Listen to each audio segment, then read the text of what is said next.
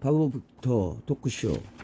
방송국 스튜디오 앞과 뒤는 너무 달랐다. 어수선한 무대 뒤편에서는 스태프가 바쁘게 움직였고 그들 틈에 로라와 어머니가 긴장한 얼굴로 대기 의자에 앉아 있었다. 자, 준비해 주세요. 곧 녹화 시작됩니다. 스태프 중 한 사람이 다가와 말을 했다. 로라가 아직도 자기가 TV 토크쇼에 나온다는 사실이 실감나지 않았다. 소식을 들은 건 나의전이었다. 집에서 돌아온 딸을 지켜보던 어머니는 TV 토크쇼 상담 코너에 몰래 출연 신청 편지를 보냈다고 실토했다. 워낙 유명한 토크쇼여서 복권을 사는 심정과 비슷했지만 그게 기적처럼 이루어졌다. 처음 그 이야기를 들었을 때 로라는 신경질을 냈다. 정말 뜬금없는 얘기였다. 도대체 무엇을 확인하고 싶어서 어머니는 새 출발을 주제로 새로운 희망을 찾아 나서는 사람들을 초대하는 쇼라고 했다. 어두운 심연에 빠져들고 있는 딸에게 작은 빗줄기라도 주고 싶은 어머니의 마음으로 로라가 이해 못하는 건 아니었다. 그런데 앞에 토크쇼라니. 로라가 어머니의 하소연에도 토크쇼는 절대로 나가지 않겠다라고 못을 박았다. 그런 로라가 빅터를 만난 이후 혼란스러워졌다.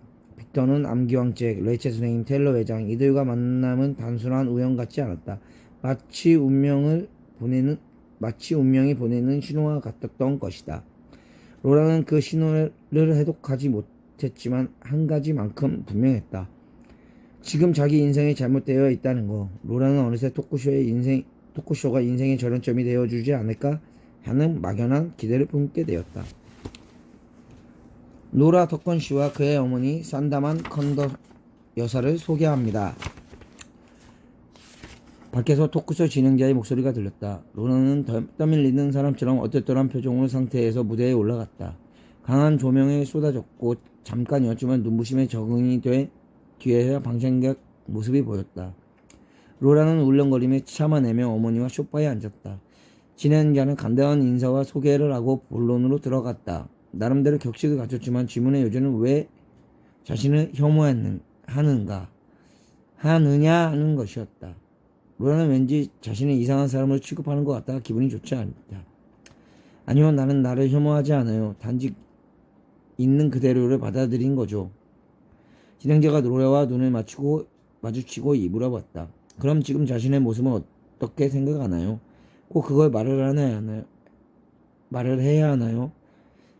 곧 말을 하게 될 거예요.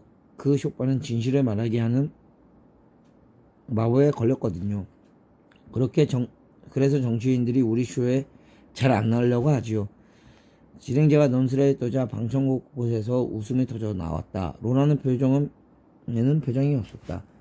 보시는 그대로예요. 머리도 나쁘고 특별한 재능도 없는 얼굴도 못생겼고요. 그녀의 말에 진행자와 방청객들은 오 탄성을 질렀다. 진행자는 믿지 못하겠다는 듯 물었다. 정말 자신이 못되겠다고 생각하나요? 로라는 시무룩하게 고개를 끄덕거렸다. 로라씨 전혀 그렇지 않아요. 당신은 예쁩니다. 미인이에요. 절 놀리시는 건가요? 주위에 이런 사람 주위에도 이런 미인이란 소리를 자주 했을 텐데 그거야. 로라는 그런 말을 들을 때마다 상대가 자신을 놀리거나 습관적인 인사치레거나 아니면 값싼 동장이라고 생각해왔다. 진행자가 로라의 표정을 살피고 화제를 들었다. 결혼 생활은 어땠는지요? 전 남편은 좋은 사람이었어요. 딸도 잘 자라주었고요. 하지만 내내 불안했어요.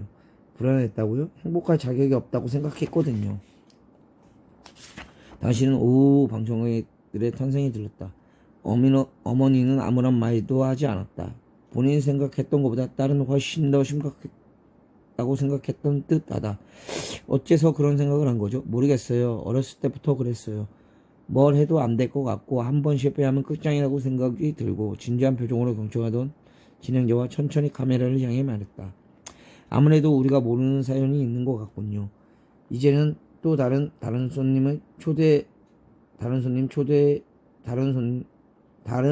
초대 손님을 소개합니다.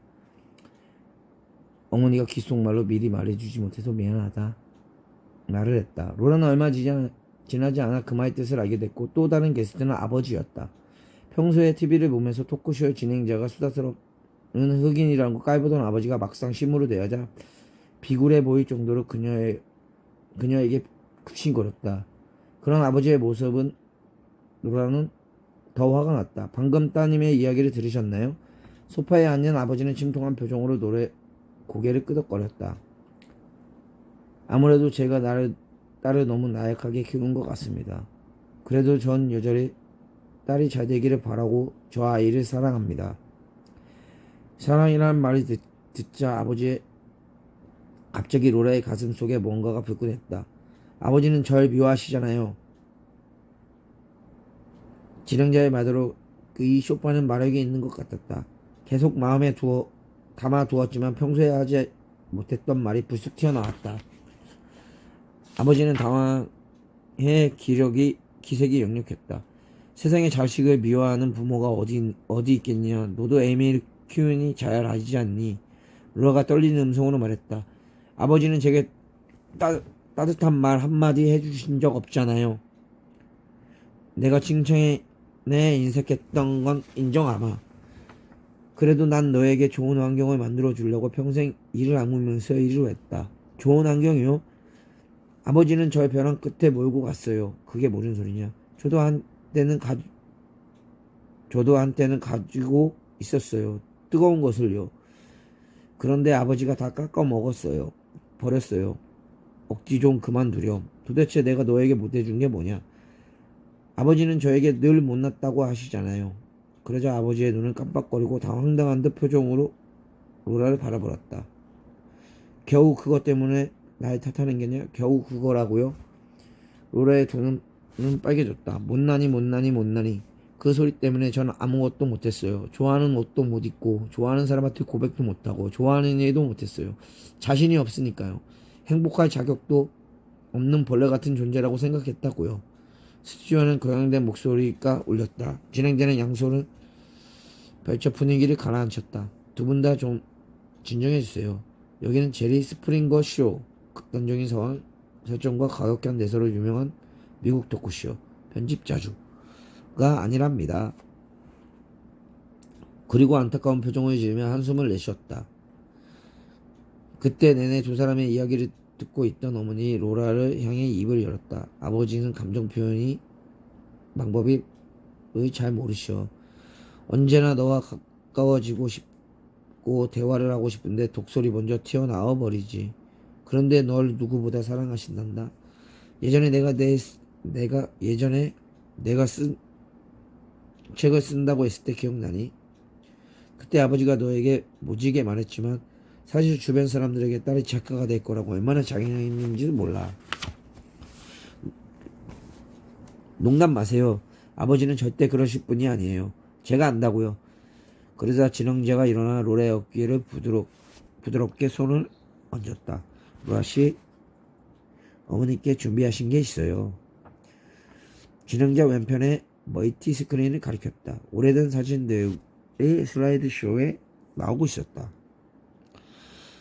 첫 번째, 젊은 아버지가 어린 딸의 목말에 태우는 사진이었다.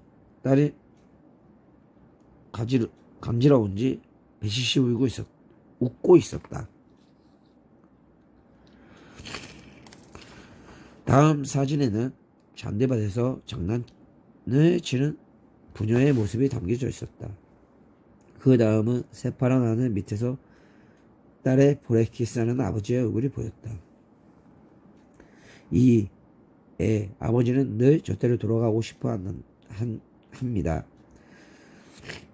어머니는 스크린을 바라보며 눈시울을 붉히는 남편이 가리키며 다음에 노라의 손을 잡았다. 어디서부터 말해야 할지 모르겠지만 내가 태어났을 때 정말이지 그렇게 예쁜 아이를 본 적이 없었어. 널 안을 때마다 천사가 내 품에 온 것 같았지. 아버지는 매일 너를 밖으로 데리고 나가 사람들에게 자랑을 했단다. 근데 왜 따님한테 못난이라고 부르게 되었지요? 진행자의 질문에 어머니는 잠시 난감한 표정을 지었다. 생각하기도 싫은 일이 있었어요. 지금도 그때 생각하면 가슴이 너무 뛰어요. 그러니까 로라가 5살 때였습니다. 아주 끔찍한 일이 있었죠. 백화점에 갔다가 로라는 유괴당했어요. 오! 방청객의 단성이 더 크게 울렸다. 다행히 마침 휴일을 맞아 쇼핑하러 나왔던 견창관 한 분이 발견해서 1시간 만에 찾을 수 있었죠. 어머니는 어느새 울먹거리고 있었다. 그 후 우리 부부는 딸아이를 데리고 외출할 수가 없었어요. 솔직히 어떻게 키워야 할지 막막했죠. 로라가 너무 예뻐 유괴당한 것으로밖에 생각할 수 없었어요. 그래서 딸아이에게 못난이라는 별명을 주어주고 예쁜 옷도 입혀주지 않았어요. 세월이 흘러 점점 로라가 커가면서 자연스럽게 우리의 생각이 옳았다고 믿게 되었어요. 아무도 로라에게 공연에 관심을 보이지 않았으니까요. 우리 부부는 어차피 로라가 어른이 되면 모든 게 다 정상으로 돌아올 거라고 생각했어요. 처음에 아픈 마음으로 붙여줄 못난이였는데 나중에 이름보다 그 별명이 입에서 자연스럽게 나왔죠. 게다가 아버지는 험한 세상에 딸을 강하게 키우고 싶어서 일부러 혹독하게 이야기를 듣던 로라는 온몸에 마비가 되는 것 같았다. 커다랗게 열린 두 눈에 초점을 잃고 흔들렸다. 부모로서 충분히 걱정하실 만한 일이었다고 생각합니다. 하지만 어떤 불행도 우리의 두려움만큼 크지 않다. 라는 말이 있습니다. 무조건 감추고 막는 것만 능사는 아니었으니까요. 두려움은 큰 불행을 낳죠. 부모님께서 가지시는 그 두려움의 결과가 따님의 인생을 어떤 불행을 갖다 주었는지 생각해 가지는 못하셨나요?